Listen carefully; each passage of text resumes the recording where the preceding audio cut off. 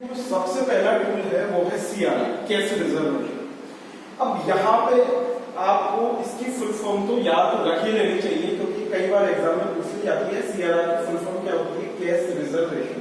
अच्छा, इसकी डेफिनेशन पे हम जाते हैं, फिर एक एक करके डेफिनेशन को टुकड़ों में बांटेंगे और अच्छे से समझेंगे कि सीआरआर होता क्या है। The share of NDTL that bank must maintain with RBI called CRR.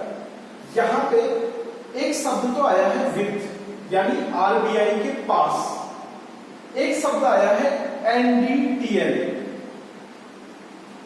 यानी net demand and time liability. Net demand and time liability, ये दोनों शब्द देखकर हमें पता चल रहा है कि सीआरआर एनडीटीएल का एक वो हिस्सा है जो किसी भी बैंक को रिजर्व बैंक ऑफ इंडिया के पास रखना अनिवार्य है। यानी सपोज कीजिए स्टेट बैंक ऑफ इंडिया, कोई भी बैंक हो सकता है, Punjab national bank, Maharashtra bank, मैंने एग्जांपल के लिए स्टेट बैंक ऑफ इंडिया का नाम लिया।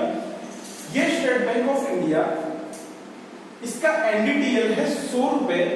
फॉर एग्जांपल करोड़ों अरबों रुपए होते हैं, लेकिन मैं 100 रुपए का एग्जांपल देके बता रहा हूं कि 100 रुपए का इसका एनडीटीएल है, और ये इस एनडीटीएल का 4% सीआरआर के रूप में किसके पास जमा कराएगा, रिजर्व बैंक ऑफ इंडिया के पास जमा कराएगा। अब आपके दिमाग में सबसे पहले सवाल आएगा कि कब जमा कराएगा, महीने में जमा कराएगा, 6 महीने में जमा कराएगा, या साल में जमा कराएगा। डेली बेसिस पे जमा कराएगा। डेली हिसाब होगा कि इस बैंक का एनडीटीएल क्या है, फिर डेली हिसाब होगा कि इस एनडीटीएल का 4% कितना होता है, और ये 4% जमा कराया जाएगा। किसको जमा कराया जाएगा, रिजर्व बैंक ऑफ इंडिया, जो कि पूरे देश का केंद्रीय बैंक है। इससे क्या फर्क पड़ता है वो हम अभी बात करेंगे। सबसे पहले मैं आपको बता दूं, जो आपके जीके में आने वाले क्वेश्चन है, एक तो ये डेली बेसिस पे जमा होता है, दूसरा ये रिजर्व बैंक ऑफ इंडिया का एक्ट है 1934 वाला, आरबीआई एक्ट 1934, उसकी सेक्शन 42 के अंतर्गत ये सीआरआर रखना अनिवार्य है किसी भी बैंक को। किसके पास, रिजर्व बैंक ऑफ इंडिया के पास। और सबसे महत्वपूर्ण बात, इसके लिए reserve bank of India in बैंकों को कोई भी इंटरेस्ट नहीं देगा, यानी इसके बदले में कोई भी लाभ नहीं मिलने वाला।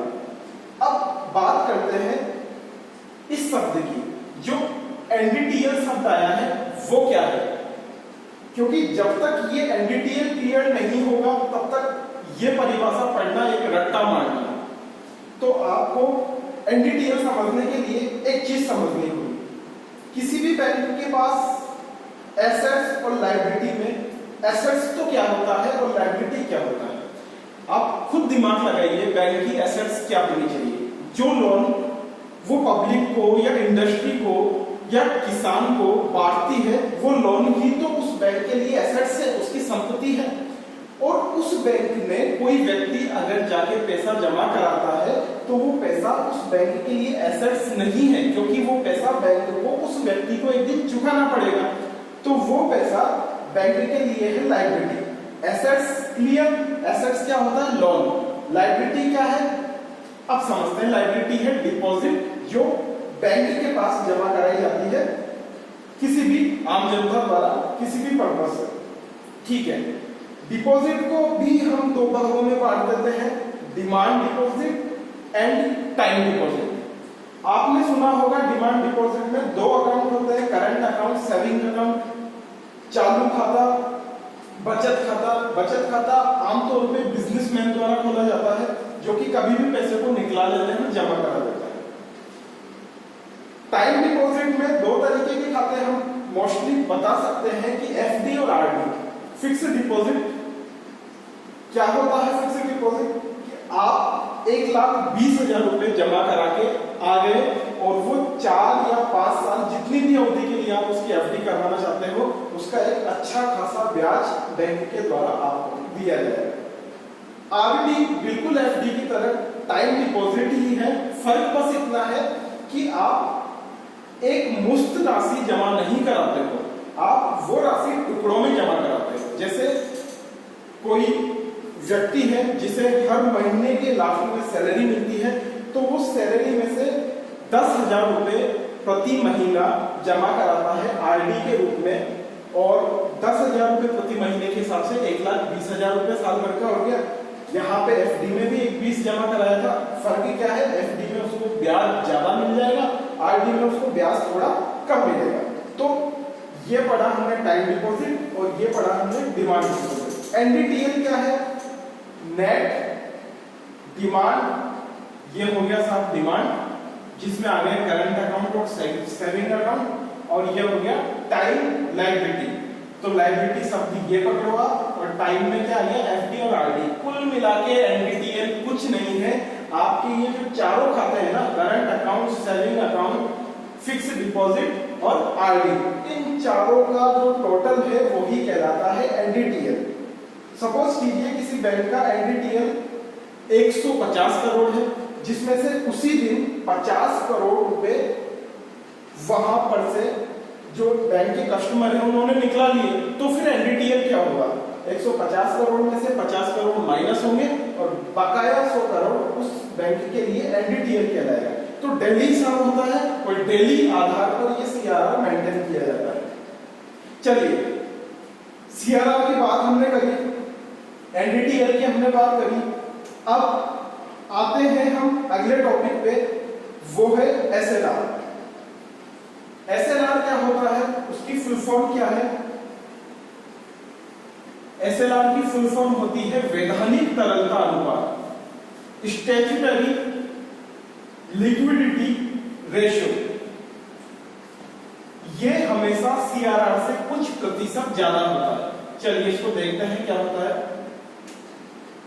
एसएलआर वैधानिक तरलता अनुपात, इसकी दर आमतौर पे 18% या 18.25% के आसपास अभी चल रही है, और 18% आमतौर पे इसकी दर रहती है। एसएलआर क्या होता है? एसएलआर होता है किसी भी बैंक के द्वारा कुछ राशि अपने एनडीटीएल की कुछ राशि, जो कि मान के चलते हैं फॉर एग्जांपल 18%, एनडीटीएल का 18% एसएलआर के रूप में किसी भी बैंक को अपने पास रखना होता है। यहाँ पर एक शब्द को मैं वापस से दोबारा रहा हूँ, अपने पास रखना होता है, ना कि रिजर्व बैंक ऑफ इंडिया के पास रखना होता है। सीआरआर में क्या करते थे, सीआरआर में जो अमाउंट होता था 4%, वो कोई भी बैंक अपने पास नहीं रखता था, वो पैसा आरबीआई के पास जमा किया जाता था। यहाँ पे फर्क क्या है, यहाँ पे एसएलआर का जो अमाउंट है वो अपने पास रखा जा रहा है। ठीक है, अब एक चीज आपके दिमाग में आ गई होगी कि साहब ये जो पैसा 18% रख लिया किसी भी बैंक ने, सपोज कीजिए 100 रुपए उसका एनडीटीएल है, उसमें से 18 रुपए रख लिया, बाकी का जो पैसा है 82 रुपए, ये अब लोन के रूप में ये बैंक बांट सकेगा। लेकिन ये 18 रुपए कोई भी बैंक अपने पास रखता है, तो इसके बदले में तो उसे कोई प्रॉफिट नहीं हुआ। तो ये कहाँ समझदारी की बात हुई, ये तो बेवकूफी की बात हुई। तो इसके लिए रिजर्व बैंक ऑफ इंडिया ने कहा कि आप इस 18% को कैश के रूप में भी रख सकते हो, गोल्ड के रूप में भी रख सकते हो, और तीसरा गवर्नमेंट सिक्योरिटीज के रूप में भी रख सकते हो। यानी 3 ऑप्शन दे दिए साहब। क्या क्या ऑप्शन दिए? एसएलआर को अगर आपको मेंटेन रखना है 18% बैंकों को, तो आप कैश के रूप में भी रख सकते हो, आप गोल्ड के रूप में भी रख सकते हो। अब देखो, गोल्ड में मान लो बैंक ने इन्वेस्टमेंट कर दिया तो उसकी कीमत बढ़ी, फायदा हुआ ना बैंक को। गवर्नमेंट सिक्योरिटीज के रूप में उसको अच्छा खासा ब्याज मिलेगा गवर्नमेंट से, उसमें भी फायदा हुआ। तो ये 18% एसएलआर कोई बेकार नहीं जा रहा, इसको भी इन तरीकों से इन्वेस्टमेंट किया जा सकता है।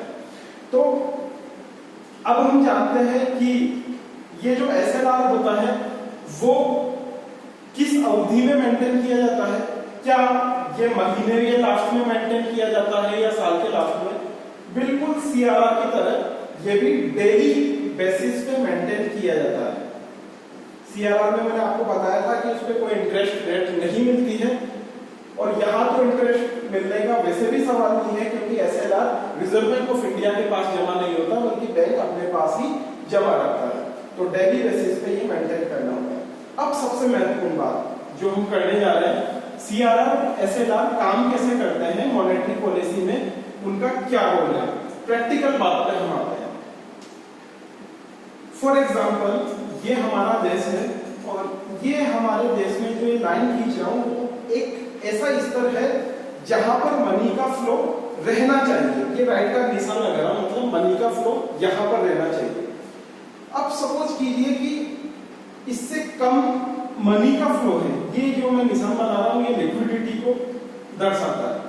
मनी फ्लो इससे कम है और रिजर्व बैंक ऑफ इंडिया इसको यहां लाना चाहती है, यानी ऊपर की तरफ लाना चाहती है।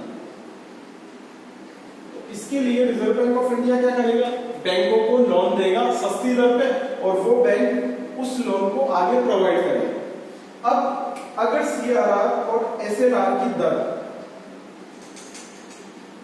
कम कर दी जाती है ना, CRR और SLR की दर कम कर दी जाती है तो बैंकों के पास ज्यादा अमाउंट बचेगा और वो उस ज्यादा अमाउंट का क्या यूज करेंगे, वो ज्यादा अमाउंट को लोन के रूप में पब्लिक में बांट देंगे और पब्लिक में जैसे ही वो पैसा जाता है वैसे ही मार्केट में अपने आप लिक्विडिटी ऊपर आ जाएगी और लिक्विडिटी ऊपर आते ही हम डिफ्लेशन की अवस्था से बच सकते हैं।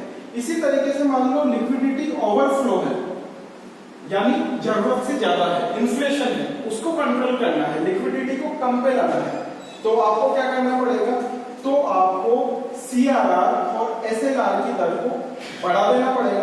मान लो ये है 4%, ये है 18%, 18 और 4 हुए 22 की जगह इसको 3% और बढ़ा दिया, अब ये हो गया 25%। पहले ज्यादा पैसे बांट सकते थे बैंक लोन के रूप में, अब उन्हें केवल 75% NDTL का ही वो लोन के रूप में बांट सकते हैं। तो ये फर्क पड़ता है इन्फ्लेशन और डिफ्लेशन पे CRR और SLR।